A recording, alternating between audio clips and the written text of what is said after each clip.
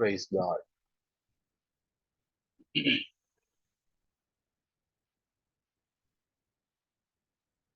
महान ईश्वर परमेश्वर की स्तुति और महिमा होवे। और एक बार आप सभी प्रभु के दासों दासियों, बच्चों, बड़ों, तमाम पवित्र लोगों को मसीही वंदना। जय मसीह की। एक और दिन प्रभु हमारे जीवन के साथ जोड़ा है कि हम में परमेश्वर का काम अभी तक सिद्ध नहीं हुआ है। हमको परमेश्वर बना रहे हैं, अभी तक काम पूरा नहीं हुआ है। अगर हुआ होता तो प्रभु हमें अपने पास लेकर गए होते। तो हम जितने दिन इस पृथ्वी पर रहें, हम कोशिश करें कि परमेश्वर हम में जो काम करना चाहें वो पूरा कर सके। तो उसके लिए परमेश्वर हमारे जीवनों में अधिकाई से मदद करें, ये हमारे प्राण हैं। तो हम अब परमेश्वर की वचन की ओर अपना ध्यान को ले जाएंगे। तो याद होंगे कि हम प्रकाशित वाक्य 4 अध्याय में से मनन कर रहे हैं। उसमें हमने पाया कि 11 दर्शनों की बातें यूहन्ना ने हमें वहां पर बता करके दिया। उसमें हम कितने बातों को मनन किए थे, आपको याद होंगे ना? 7।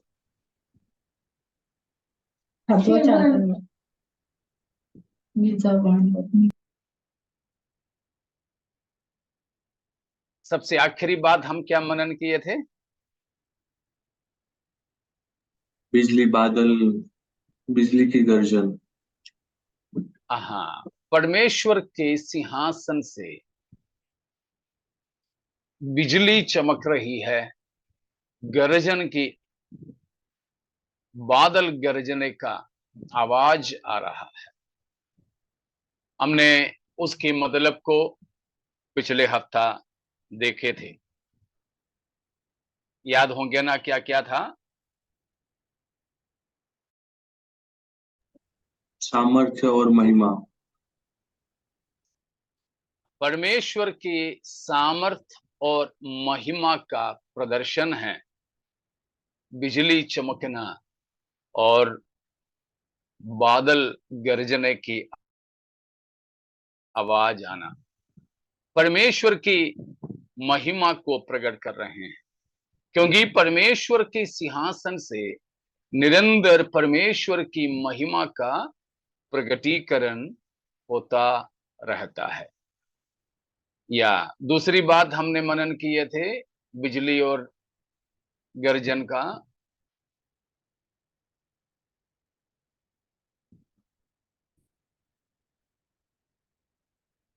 शत्रुओं पर बदला लेना। या शत्रुओं पर बदला लेने की बात हमने भजन संहिता 144 में से पढ़े थे, मतलब देखे थे। 44 का 6, और या उसको चाहे तो पढ़ सकते हैं आप। 144 वर्स 6 सैम नंबर।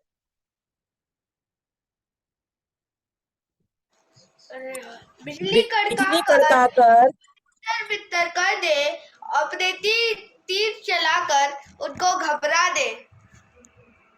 तो शत्रुओं को तितर बितर करने के लिए परमेश्वर से बिजली चमकाने की प्रार्थना कर रहे हैं भक्त।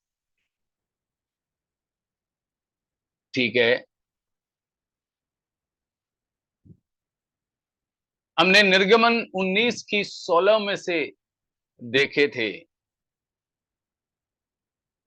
निर्गमन 19 का 16।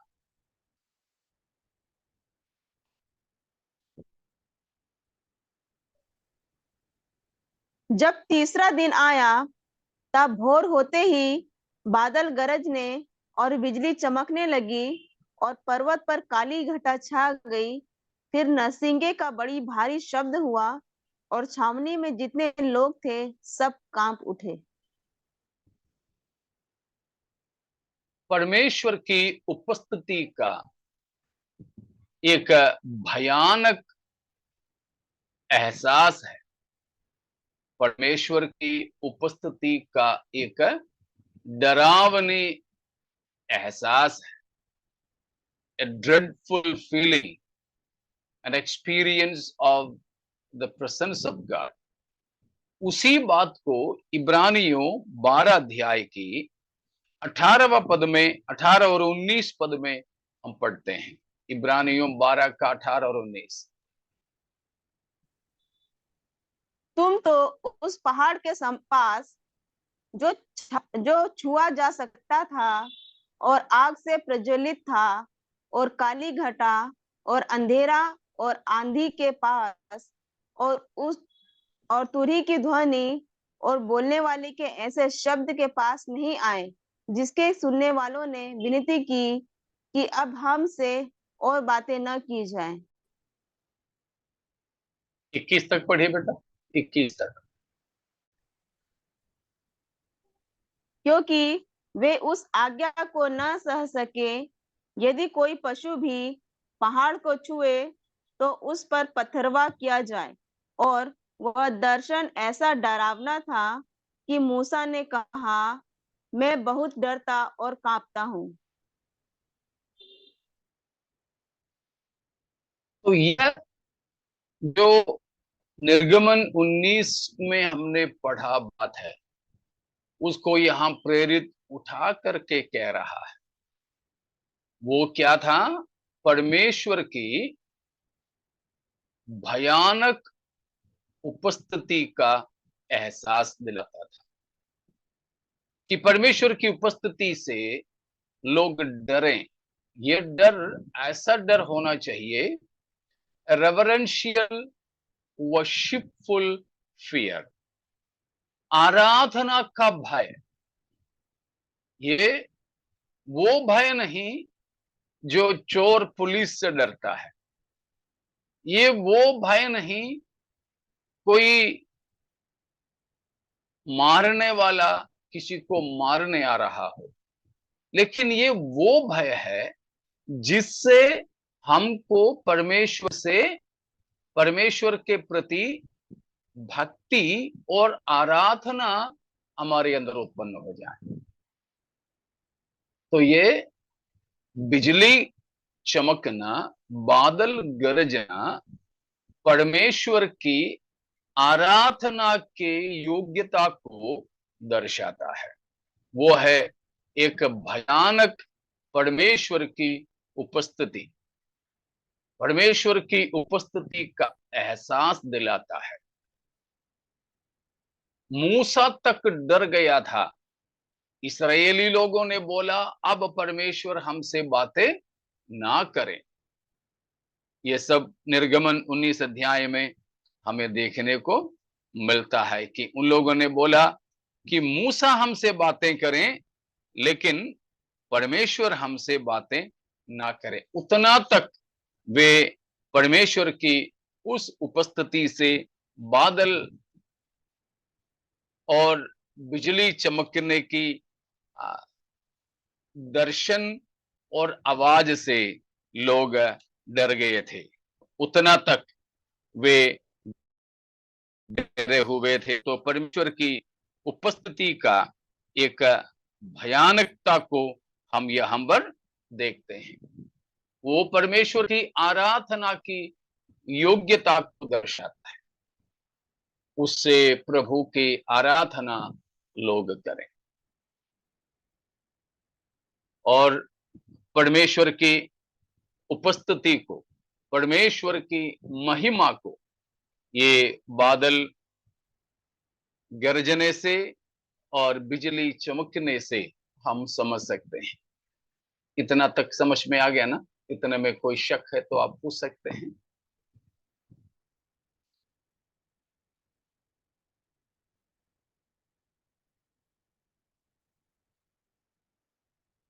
नहीं। तो हम आगे बढ़ेंगे।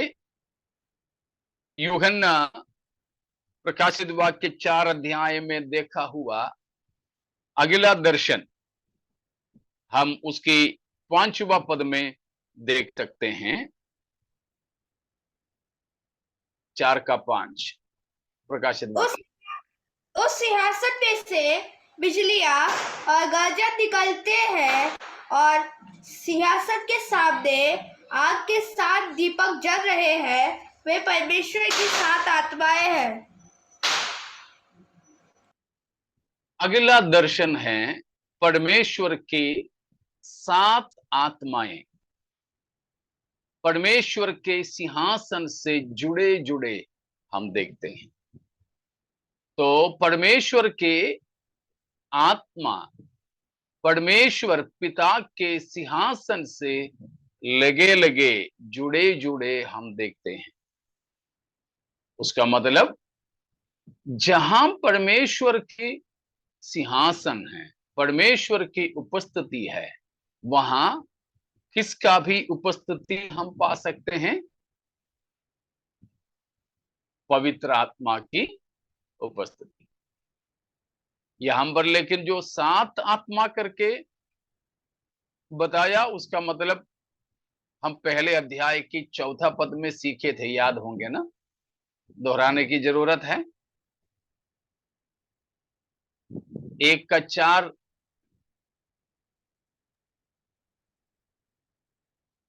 पढ़ लीजिए।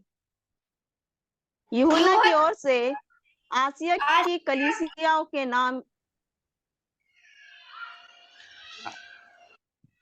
उसकी ओर से जो है और जो था और जो आने वाला है, और उन 7 आत्माओं की ओर से जो उसके सिंहासन के सामने है।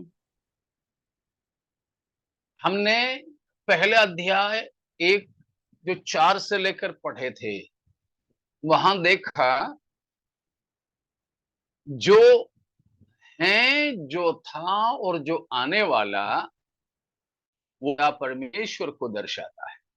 उस पिता परमेश्वर के सिंहासन के सामने प्रकाशित वाक्य 1:4 में भी हम पवित्र आत्मा को देखते हैं। 7 आत्मा करके वहां पर भी हम पाते हैं। उस समय पवित्र आत्मा के बारे में और 7 आत्मा का मतलब भी सीखे थे। याद है किसी को?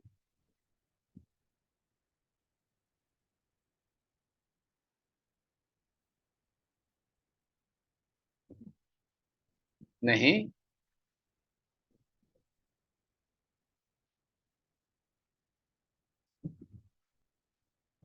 5:6 में भी पढ़िए। 5:6। तब मैंने उस सिंहासन प्राणियों और उन प्राचीनों के बीच में बादो एक वध किया हुआ मेमना खड़ा देखा। उसके 7 सींग और 7 आंखें थी। ये परमेश्वर की 7 आत्माएं हैं जो सारी पृथ्वी पर भेजी गई है।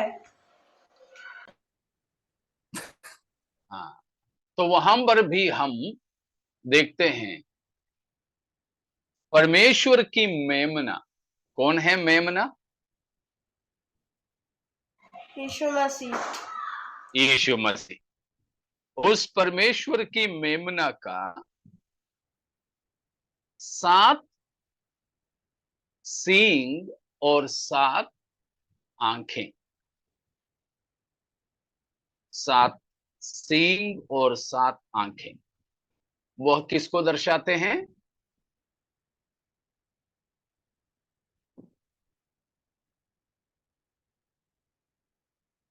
वहीं लिखा हुआ है। 7 आत्माओं को दर्शाते हैं। परमेश्वर के 7 आत्माओं को दर्शाते हैं। तो देखो, पवित्र आत्मा इन तीनों जगह पर, 1:4 अभी हमने जो पढ़ा, 4:5 और 5:6, इन तीनों जगहों पर हम जो आत्मा देखते हैं वो पवित्र आत्मा है। लेकिन इन तीनों जगहों पर 7-7 करके बताया है, 7 गिनती संख्या बताया। और पहले अध्याय का 4था पद में और 4 का 5वां पद में पवित्र आत्मा को पिता परमेश्वर के सिंहासन के साथ साथ हम देखते हैं। लेकिन 5 अध्याय की 6ठे पद में पवित्र आत्मा को यीशु मसीह के संबंध में देखते हैं। उसका मतलब यह है कि पिता, पुत्र, पवित्र आत्मा एक साथ है, उनमें कोई फर्क नहीं है। पिता, पुत्र, पवित्र आत्मा।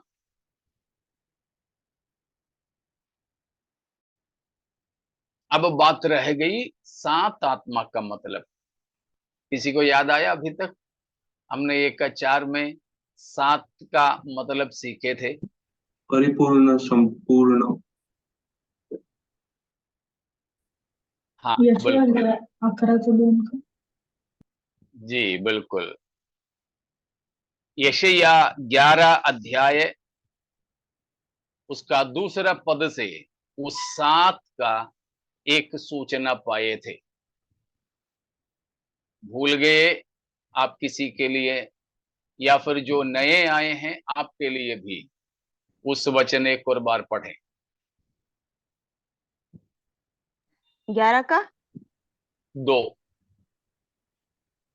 यहोवा का आत्मा बुद्धि और समझ का आत्मा, युक्ति और पराक्रम का आत्मा और ज्ञान और यहोवा के भय का आत्मा और उस पर ठहरा रहेगा। पवित्र आत्मा का 7 नाम समझो या विशेष 7 व्यवहार समझो, उनमें पवित्र आत्मा का सिद्धता को दर्शाता है। तो 7 ईश्वरीय परिपूर्णता की संख्या है। 7 is the number of divine perfection। ईश्वरीय सिद्धता या ईश्वरीय परिपूर्णता का संख्या है 7। 7 is the number of God। 7 is a perfect number। 7 जो है सिद्ध संख्या है। इसलिए है प्रकाशित में बहुत प्रकार के 7 हम देखते हैं। तो अभी हम सीखे थे ये बात कि ईश्वरीय परिपूर्णता को दर्शाता है 7। परमेश्वर 7 दिन में, 6 दिन में पूरा सृष्टि किया, 7वां परमेश्वर विश्राम किया। सब काम निपट गया। इसलिए परमेश्वर ने 7वां दिन को पवित्र करके इस्राएलियों को दिया था।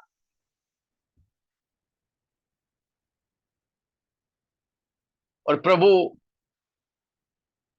यीशु मसीह के क्रूस पर के 7 वाणी शायद आप सुने होंगे। प्रभु यीशु मसीह ने 7 ऐसे चीज बताया, मैं हूं करके घोषणा। मसीह के मैं हूं घोषणा भी 7 है। तो इस प्रकार बाइबल में जो 7 गिनती में जो 7 है, गणित में 7 जो नंबर है, वो ईश्वरीय परिपूर्णता, ईश्वरीय सिद्धता को दर्शाता है। और 7 आत्मा, उसका पहला मतलब है यशाया 11:2 के अनुसार पवित्र आत्मा का 7 नाम या पवित्र आत्मा के साथ सेवकाई या पवित्र आत्मा के 7 विशेष गुणों के बारे में।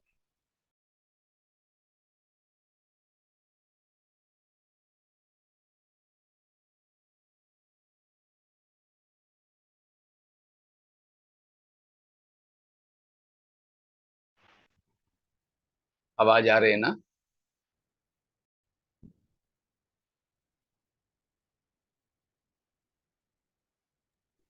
Yes uncle. ओके, थोड़ा पल के लिए कट गया था, माफ कीजिएगा। तो पवित्र आत्मा का जो 7 संख्या पवित्र आत्मा की सिद्धता दर्शाता है। और दूसरी बात, हमने प्रकाशित वाक्य 5:6 में पढ़े थे कि 7 आंखें वो पवित्र आत्मा को दर्शाता है। तो पवित्र आत्मा को दर्शाने वाले 7 आंखें जो है सर्व ज्ञान को दर्शाता है, ओमनीशियंस, सब कुछ देखने वाला, सब कुछ जानने वाला, सर्व ज्ञान को दर्शाता है। पवित्र आत्मा के लिए कुछ भी छिपा नहीं है। वो बात है जो 7 आंखों के बारे में पवित्र आत्मा के सिलसिले में प्रकाशित वाक्य 5:6 में पढ़ते हैं। वही बात हमने प्रकाशित वाक्य 4:5 में देखा कि परमेश्वर के सिंहासन के सामने पाए जाने वाले परमेश्वर के 7 आत्माएं। तो पवित्र आत्मा का 7 जो नंबर की बारे, ये दोनों मतलब आपको समझ में आ गए होंगे। आत्मा कितने हैं? पवित्र आत्मा कितने हैं? एक ही है। लेकिन पवित्र आत्मा को 7 करके यहां बताया, वो सिद्धता को दर्शाता है, सर्व ज्ञान को दर्शाता है। पूरे पवित्र आत्मा को हम एक साथ में देखते हैं, हम एक साथ में देखते हैं। ठीक है, इतने में कोई और विवरण की जरूरत है या कोई शक है तो आप पूछिएगा।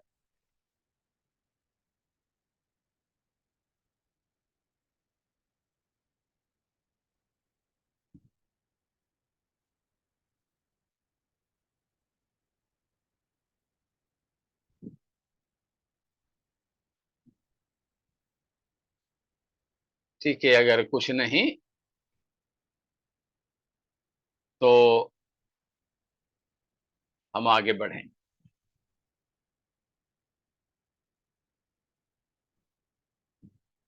वापस हम आएंगे 14 अध्याय में 4 का 6। और उस सिंहासन के सामने बिल्लौर के समान कांच का सा समुद्र है। ठीक है, तो हमने 5वां पद में देखे कि पवित्र आत्मा दीवट के समान हमेशा जलते रहते हैं। मतलब परमेश्वर की आत्मा हमेशा कार्यरत है। पवित्र आत्मा कभी सोते नहीं, परमेश्वर की आत्मा कभी ऊँघते नहीं। वो है हमेशा जलते रहने वाले 7 दीवटों की तरह। पवित्र आत्मा को 5वां आयत में हमने पाया, 4:5 में। ठीक है, और अब 6ठे पद में हम आए तो वहां पर अगला दर्शन है। क्या है? सी ऑफ ग्लास, कांच का सा समुंदर,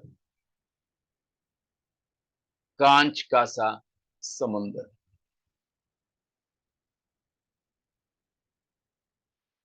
परमेश्वर की उपस्थिति का यह भी एक विशेषता है। 15 का 2 और 3 को पढ़िए, प्रकाशित वाक्य 15 का 2 और 3।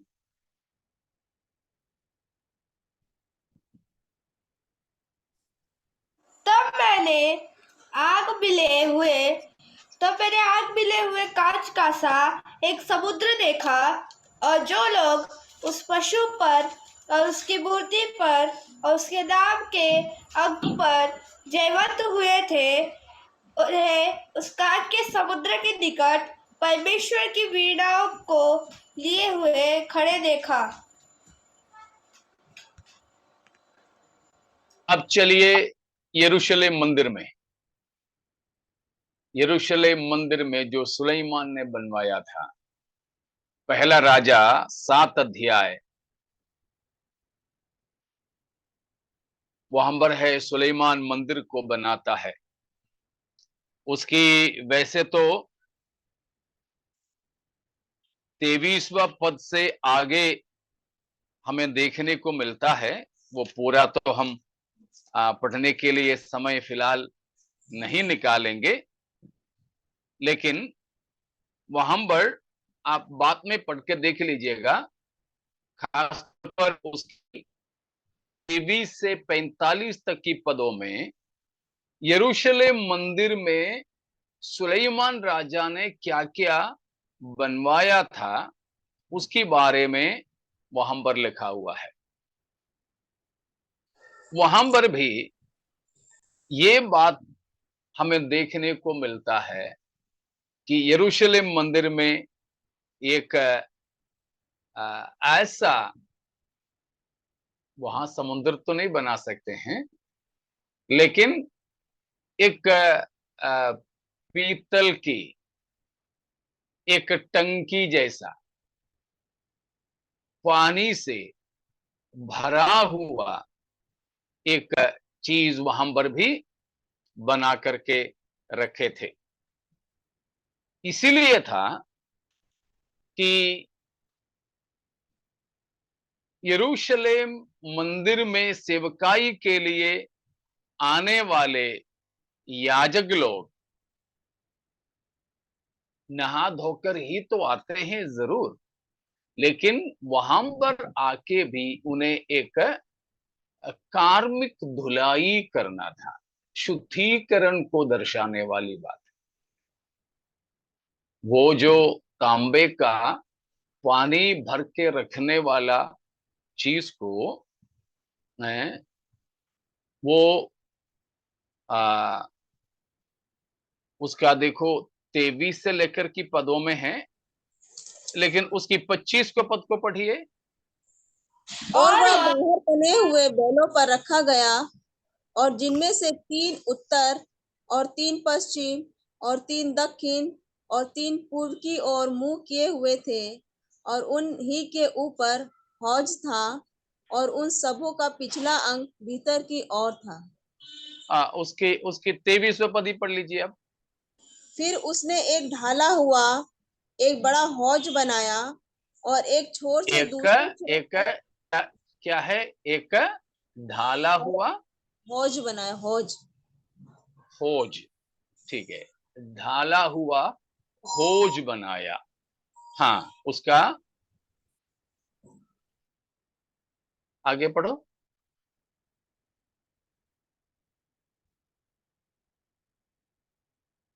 आगे पढ़िए। जो एक छोर से दूसरे छोर तक 10 हाथ चौड़ा था, उसका आकार गोल था, और उसकी चौड़ाई 5 हाथ की थी, और उसके चारों ओर का घेरा 30 हाथ के सूत के बराबर था। अब उसकी 26 की आखिरी में जैसा बना था, और उसमें 2000 बत पानी समाता था। हाँ, 2000 बत पानी समाता था।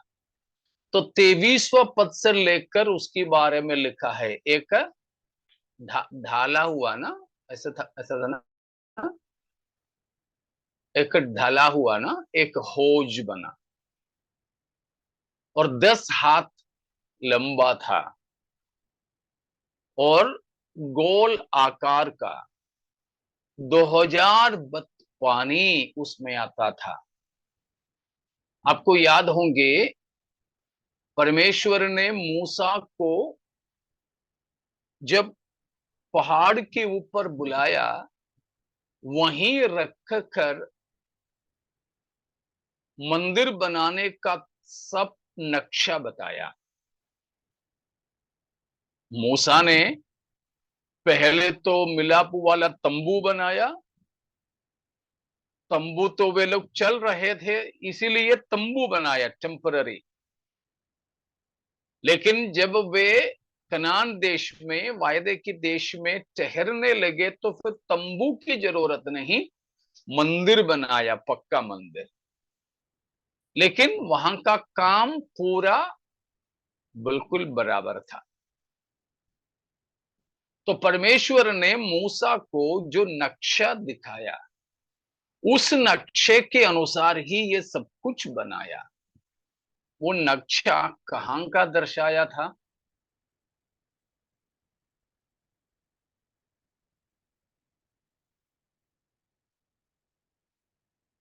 परमेश्वर मूसा से अक्सर ये बोला करता था, तुम्हें कैसे ये काम करना है।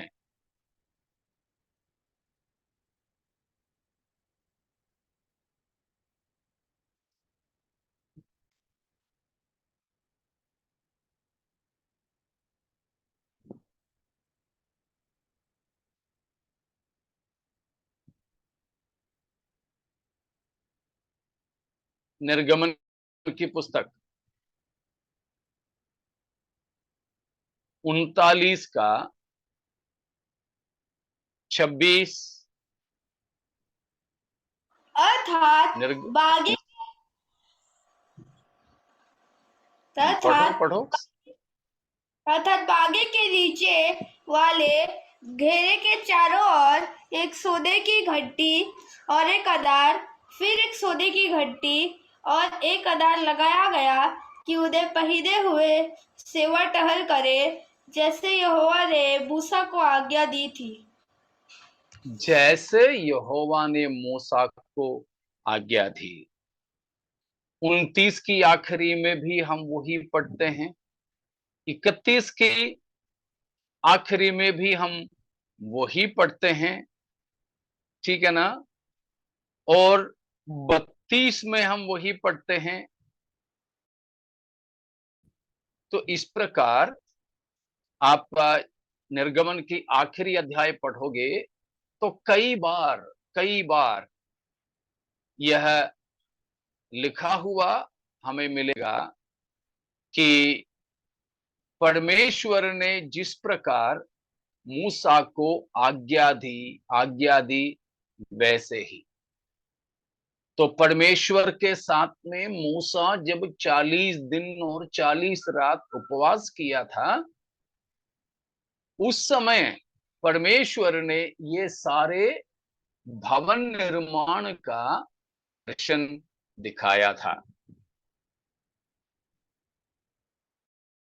तो उस होरेब की पहाड़ पर परमेश्वर ने मूसा को जैसे दिखाया वैसे मिलाप वाला तंबू भी, यरूशलेम की मंदिर भी बना है। और परमेश्वर ने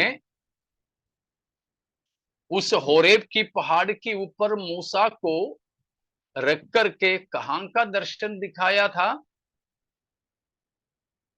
स्वर्ग का। स्वर्ग का। हम लोग गीत गाते हैं ना, मन मंदिर में बसने वाला यीशु तू है निराला। उसमें हम क्या गाते हैं? मूसा को मूसा तूने को पास बुलाया बोलिए स्वर्ग बोलिए। लोक। मूसा को तूने पास बुलाया, स्वर्ग लोक का भवन दिखाया। हाँ, देखा, मूसा को परमेश्वर अपने पास बुलाकर 40 दिन और रात में साथ बिठाया और क्या दर्शाया? स्वर्ग का पूरा भवन। यरूशलेम मंदिर आप देखोगे तो वह एक किसका नक्शा है? स्वर्ग का। स्वर्ग का नक्शा है, स्वर्ग का नक्शा। तो जब हम स्वर्ग में पहुंचे, वहां हम यरूशलेम मंदिर में जो नकली चीजें थे, उसकी असली चीजों को पाएंगे। उनमें से एक है यह कांच का साग समुंदर। यरूशलेम मंदिर में उस क्या बोलते हैं, होज, है ना। होज किसके लिए था? सेवा करने वाले याजकों की पवित्रीकरण के लिए था। तो उसका मतलब उस होज यरूशलेम मंदिर में था, वह परमेश्वर की उपस्थिति में जाने वाली पवित्रताई को दर्शाता है। अगर ऐसा है तो परमेश्वर के सिंहासन के सामने पाए जाने वाले कांच की सी समुद्र किस बात को दर्शा रहा है? होज को। मतलब हाँ, परमेश्वर की पवित्रताई को दर्शा रहा है। कांच, कांच, कांच किसको दर्शाता है? कांच का मतलब क्या है? पारदर्शी। पारदर्शी, पारदर्शिता।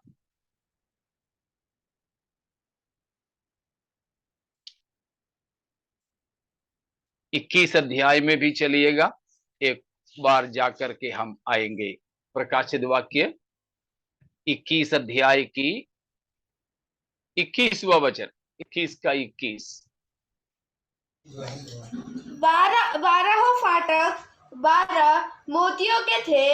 एक एक फाटक एक एक मोती का बना था। नगर की सड़क स्वच्छ कांच के समान शुद्ध सोने की थी। नया यरूशलेम की सड़क शुद्ध कांच के समान, स्वच्छ कांच के समान, शुद्ध सोने की थी। तो वहां पर भी कांच किसको दर्शा रहा है? पारदर्शिता को दर्शाता है। छुपाने के लिए वहां कुछ भी नहीं है। तो कांच का समुद्र परमेश्वर के सिंहासन के सामने, वो पहली बात परमेश्वर की पवित्रताई की बात को दर्शाता है। दूसरी बात, परमेश्वर हमें पवित्र करने वाला है, इस बात को दर्शाता है। तीसरी बात, पवित्र किए गए लोग ही, यानी पवित्र लोग ही परमेश्वर की उपस्थिति में प्रवेश कर सकता है, ये बात को भी दर्शाता है। यरूशलेम मंदिर की उस होज की पानी में धोए बिना कोई, पवित्र किए बिना कोई सेवा नहीं कर सकते थे। इसी तरह पवित्र लोग ही परमेश्वर की उपस्थिति में प्रवेश कर पाएंगे। उस बात को ये कांच का समुद्र दर्शाता है। Praise God.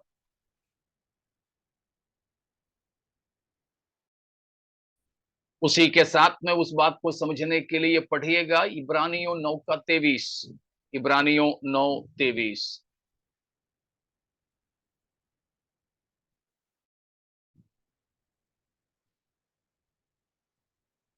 इसीलिए अवश्य है कि स्वर्ग में की वस्तुओं के प्रतिरूप इन बलिदानों के द्वारा शुद्ध किए जाए, पर स्वर्ग में की वस्तुएं स्वयं इनसे उत्तम बलिदानों के द्वारा शुद्ध की जाती।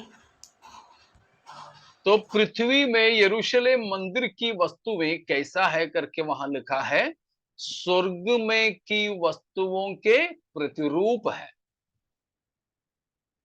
यरूशलेम मंदिर में जो जो चीजें थे वो सब स्वर्ग में की वस्तुओं के प्रतिरूप है।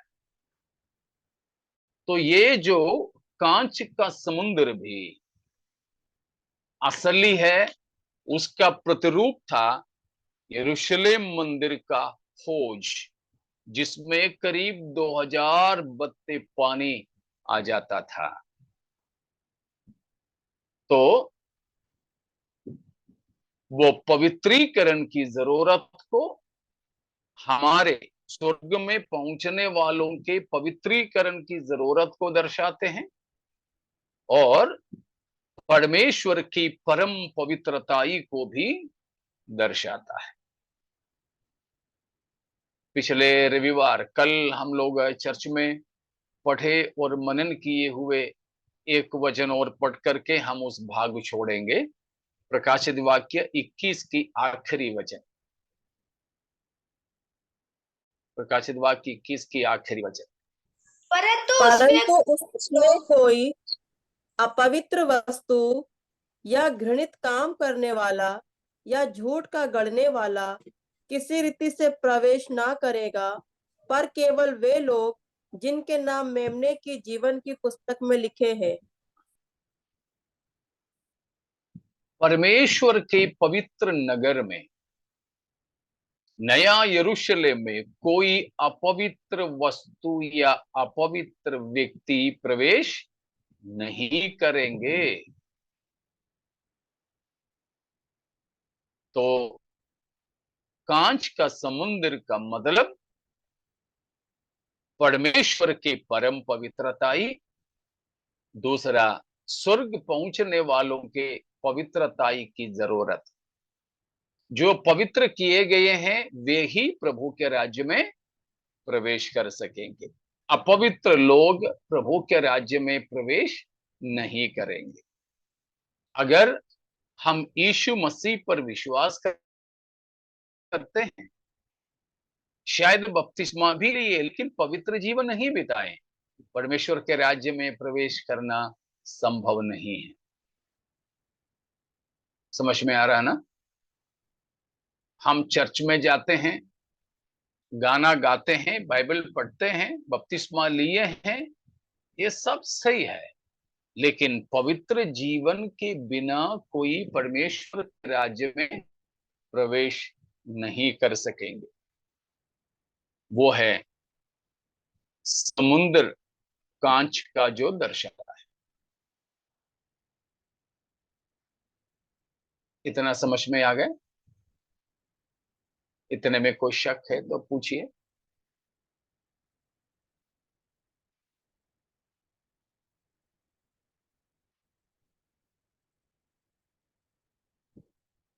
कुछ नहीं।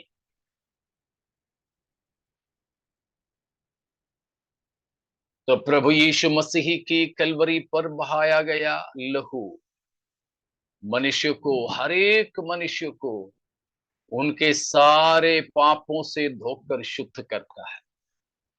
अगर कोई भी है अभी तक अपने पापों में जीवन बिता रहे हैं, आपको आमंत्रण है प्रभु यीशु के क्रूस तक आ जाएं, अर्थात क्रूस पर चढ़ाया गया यीशु को अपनाएं, यीशु को प्रभु जानकर अपने जीवन में अंगीकार करें, ताकि हमारे जीवन के अंदर के भी बाहर के भी सारे मलिनता, सभी गंदगी धोकर शुद्ध किए जा सके। याद करें, स्वर्ग एक पवित्र स्थान है, वहां किसी भी पापी को जगह नहीं है, चाहे वो कितना भी बड़े व्यक्ति हो, चर्च के अंदर भी वो कितना भी बड़ा पदाधिकारी हो, परवाह नहीं। परमेश्वर के राज्य में प्रवेश करने के लिए एक ही योग्यता है, वो है पवित्रता। फिर से बताता हूं, परमेश्वर के राज्य में प्रवेश करने के लिए मात्र एक ही योग्यता, वो है पवित्रताई। वो पवित्रताई कैसे प्राप्त होंगे? प्रभु यीशु मसीह की क्रूस की मृत्यु के द्वारा। मसीह के लहू से हम धोए जा सके, मसीह की प्रायश्चित बलि से हम पवित्र किए जाएं। तो यीशु मसीह पर विश्वास करके, पापों से मन फिराकर, यीशु को प्रभु जानकर अंगीकार करें और विश्वास की घोषणा के लिए पानी में डूबकर पिता, पुत्र, पवित्र आत्मा के नाम से बपतिस्मा ले, और उसके बाद जैसे प्रभु से हम जुड़े हैं, तो यीशु मसीह में हम छिपे हैं, तो मसीह यीशु जैसा चाल चलता है वैसा ही पवित्र चाल चले, तो स्वर्ग राज्य में हम भी प्रवेश कर सकेंगे। वो संदेश है हमने प्रकाशित वाक्य 4:6 में पढ़े थे कि परमेश्वर के सिंहासन के सामने एक शुद्ध कांच का सा समुद्र। ठीक है, और एक बार हम छठे पद को पढ़ेंगे, आगे देखें। सिंहासन के बीच में और सिंहासन के चारों ओर 4 प्राणी हैं, जिनके आगे पीछे आंखें ही आंखें हैं। अब अगला दर्शन यूहन्ना स्वर्ग में जो पाया है वो है 4 क्रीचर्स, 4 प्राणियों का दर्शन। पहले ही हमने देखा ये 4 प्राणी कौन है? करूब लोग है। करूब स्वर्गदूतों का एक झुंड है, लेकिन वे जैसे हम जो बोलते हैं स्वर्गदूत, वैसे स्वर्गदूत नहीं है। वे not those angels whom we often call angels of God। परमेश्वर के दूत जो कहते हैं वे नहीं हैं, लेकिन उसी ब्रादरी के हैं।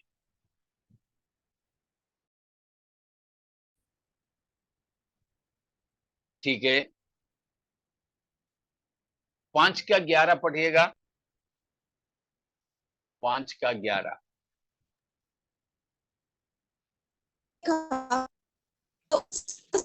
और उन प्राणियों और उन प्राचीनों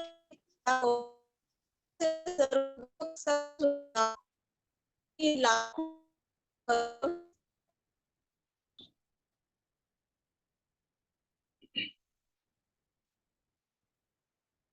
नेटवर्क के हिसाब से हैं कि आपके हैं, बराबर मुझे सुनाई नहीं दिया। शायद मेरे यहाँ के नेटवर्क थोड़ा कमजोर है, इसलिए होगा। वहां पर मतलब ये है कि प्रकाशित वाक्य 5 की 11वां पद में हम, मेरी आवाज आ रही है आप लोगों को? हाँ जी, आ रही है। बराबर आ रहा है ना? ठीक है, ठीक है। तो प्रकाशित वाक्य 5 की 11वें पद में हम ये देखते हैं, वहां स्वर्गदूत और ये 4 प्राणी, इन लोगों को एक करके कहा है या 2 करके कहा, अलग अलग कहा है? हाँ, अलग अलग बताया। इसीलिए हमने कहा ये 4 प्राणी साधारण स्वर्गदूतों में शामिल नहीं है। ठीक है, वे अलग हमें समझ में आता है। और यह भी कि वे मनुष्य या पवित्र लोग भी नहीं हैं। क्योंकि हम 5 अध्याय की 8 से 10 की पदों को पढ़ें तो समझ में आता है वहां 24 जो मनुष्य है उनसे अलग करके इन 4 प्राणियों को बताया है। समझ में आ रहा है ना? तो ये 4 प्राणी एक स्वर्गदूत नहीं है, कारण 5 की 11 में स्वर्गदूतों से अलग करके इनके बारे में बताया है। दूसरा, वे ये जो 4 प्राणियां हैं वे पवित्र लोग भी नहीं हैं या मनुष्यों के प्रतिरूप नहीं हैं, क्योंकि 5 अध्याय की 8 से 10 तक 24 प्राचीनों को अलग बताया है, 4 प्राणियों को भी अलग करके बताया है। ठीक है।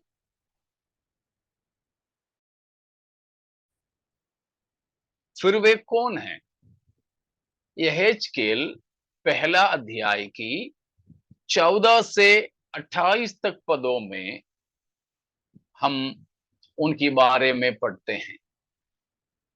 यहेजकेल पहला अध्याय 14 से 28 तक की पदों में हम उनके बारे में पढ़ते हैं कि वे परमेश्वर के सिंहासन के पहरुए थे। परमेश्वर के सिंहासन के पहरुए, the guards, the guardian angels और the guards of God's throne, परमेश्वर के सिंहासन के पहरुओं के तौर पर हम इन 4 प्राणियों को देखते हैं। मतलब ये दो 4 प्राणी हमेशा परमेश्वर के सिंहासन से जुड़े हुए पाते हैं। वे उनका और कोई काम नहीं। परमेश्वर ने जो सृष्टि बनाए हैं उन सृष्टियों में एक एक को अलग अलग काम दिए हैं, उन सबको काम के लिए ठहराया है, लेकिन हमको परमेश्वर ने कोई काम कराने के लिए नहीं बनाया है। Praise God. समझ में आ रहा है ना? एक धनी व्यक्ति के घर में बर्तन धोने के लिए कोई, खाना बनाने के लिए कोई, कपड़ा धोने के लिए कोई, गार्डन में पेड़ पौधों का रखवाली के लिए कोई, जानवर है तो उनकी रखवाली के लिए कोई, इस तरह अलग अलग काम के लिए अलग अलग स्त्री पुरुषों को रखते हैं। लेकिन वो शादी करके किसी को लाएगा जो उसकी धर्म पत्नी है, उसको इसमें से क्या काम देंगे? ऐसा कोई काम करने के लिए लेके आएगा शादी करके? नहीं। फिर किस लिए?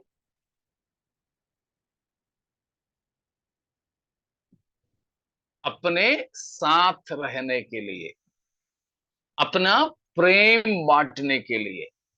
देखो, घर में बहुत सारे नौकर होंगे। अभी देखो, हमारे मुंबई में ही रहने वाले हमारे भारत के ही क्या, विश्व के ही सबसे बड़े धनवानों में से एक है मुकेश अंबानी साहब।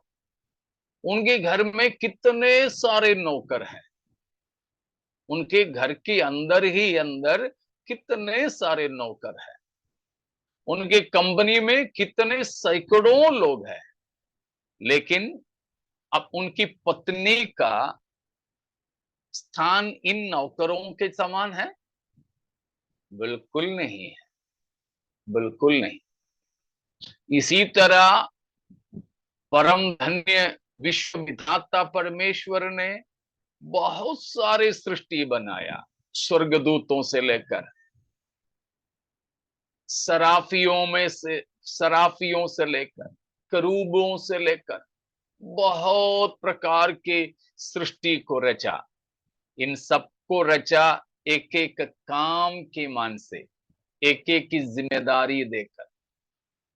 लेकिन हमको, मनुष्य को परमेश्वर ने ऐसा कोई काम कराने के लिए नहीं, काम कराने के लिए नहीं, फिर संगति के लिए बनाया था। संगति के लिए, प्रेम बांटने के लिए, साझेदारी के लिए, और किसी को भी इन तीनों काम के लिए नहीं बनाया है, तीनों मकसदों के लिए, प्रेम करने के लिए नहीं, संगति रखने के लिए नहीं, साझेदारी के लिए नहीं। समझ रहा है ना? कोई कंफ्यूजन तो नहीं है? कोई शक या उलझन में तो नहीं? कोई शक है तो पूछ लीजिएगा।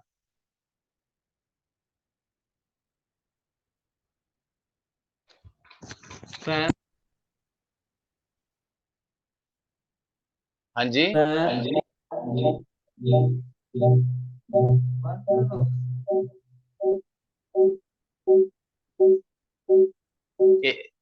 एक डिवाइस का आवाज बंद कर दो। हाँ, एक डिवाइस का आवाज बंद करके बोलिए। सूर्य ब्रदर कुछ बोल रहा था, मुझे यहाँ तक पहुंचा नहीं। जी पास्टर जी, पहरुए बोले तो सिक्योरिटी गार्ड, मतलब पहरुए उनको ही बोलेंगे ना, चौकीदार या हाँ हाँ, चौकीदार। तो परमेश्वर के लेकिन सिंहासन के साथ में, परमेश्वर के सिंहासन के साथ हमेशा रहने वाले, तो परमेश्वर के सिंहासन को चौकीदार की क्या आवश्यकता है? परमेश्वर के सिंहासन के साथ हमेशा वे रहते हैं। तीसरा अध्याय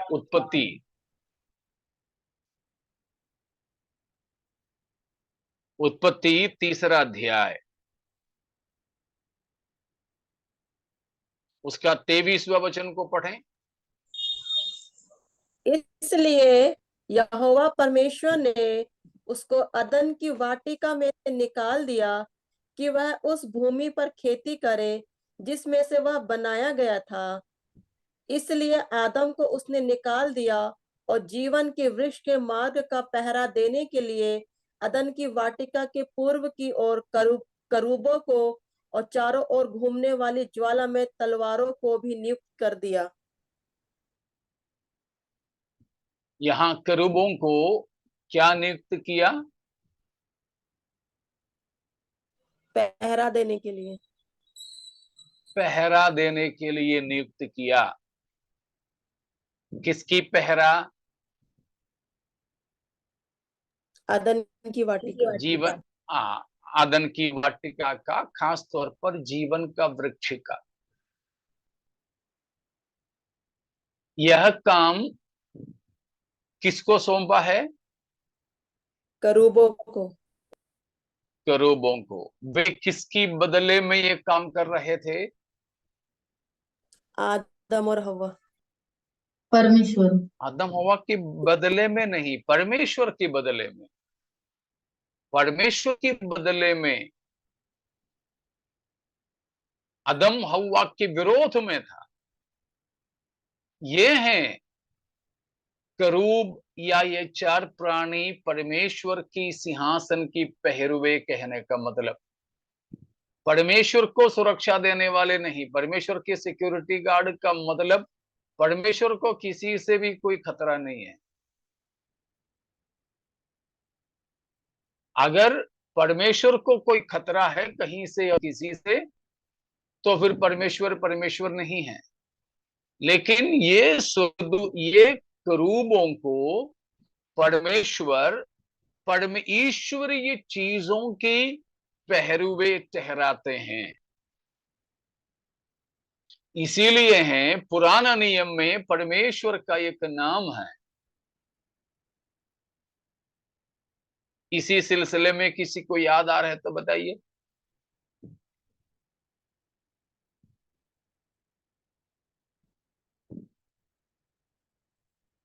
परमेश्वर जो करूबों पर निवास करता है, करूबों पर अतिवास करने वाला परमेश्वर।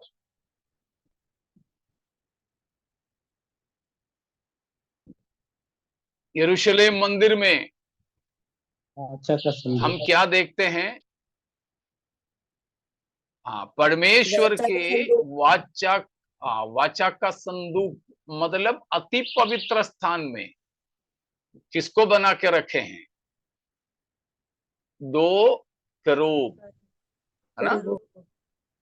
हाँ, 2 करूब आपस में अपने पंखें एक दूसरे की पंख से मिले हैं। उन दोनों करूबों की पंखों के नीचे हैं परमेश्वर की वाचा का संदूक को रखा है। परमेश्वर की वाचा का संदूक किसको दर्शाता है? प्रभु यीशु मसीह को। हाँ, परमेश्वर की उपस्थिति, परमेश्वर की उपस्थिति। तो परमेश्वर की उपस्थिति का एक प्रतिरूप भी जो दिखाया, अभी हमने पढ़े थे इब्रानियों 9:23 में से, कि पृथ्वी का यानी मंदिर का सभी चीजें स्वर्ग का प्रतिरूप था। आप मेरे साथ हो ना? तो यरूशलेम मंदिर में वाचा का संदूक जो परमेश्वर के उपस्थिति का प्रतिरूप है, कहां रखा है? 2 पंखे बिछाए गए करूबों के पास। स्वर्ग का प्रतिरूप मतलब परमेश्वर के सिंहासन से हमेशा जुड़े कौन रहते हैं? करूब। करूब उनका काम क्या है? परमेश्वर की बदले में तमाम ईश्वरीय बातों की पहरुए करना, उसका प्रथम या खास दृष्टांत है जो हमने देखा उत्पत्ति में। मनुष्य पाप करने के बाद परमेश्वर ने उसे अदन की वाटिका से निष्कासित कर दिया, लेकिन अदन की वाटिका में जीवन का वृक्ष की पहरुए देने के लिए, पहरा देने के लिए परमेश्वर ने करूबों को नियुक्त किया। ये हैं परमेश्वर के सिंहासन के साथ में हमेशा इन 4 प्राणियों को या करूबों को पहरुओं के तौर पर देखते हैं। उसका मतलब परमेश्वर अपने चीजों की पहरे देने का जिम्मा इन करूबों को दे रखा है।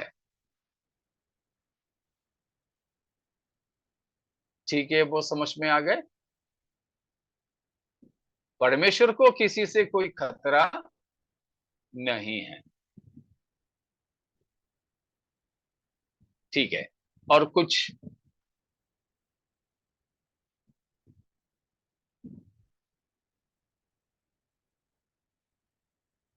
इसके लिए उनके पूरे अंग पर आंखें हैं। हाँ जी, उसमें हम लोग आएंगे प्रभु चाहे तो अगले हफ्ता। उनके 4 चेहरे यानी 4 मुंह हैं, आंखें ही आंखें हैं। वो भी जैसे हमने पवित्र आत्मा के 7 आंखों के बारे में देखे थे, वैसे इनके तो 7 नहीं, पूरे की पूरे आंखें आंखें।